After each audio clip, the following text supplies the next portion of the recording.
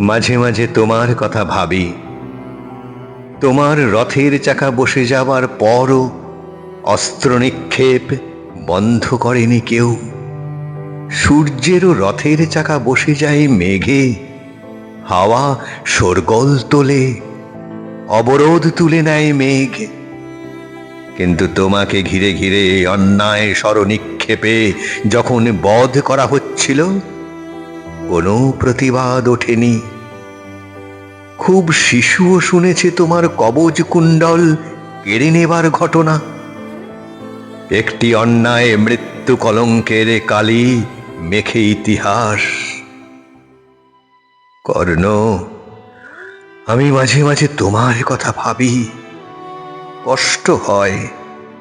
আমারও রথের চাকা বসে যায় কখনো কোথাও, ঠেলে তুলতে যাই যখন চতুর্দিকে স্বর, তখন তোমার কথা মনে পড়ে যায়।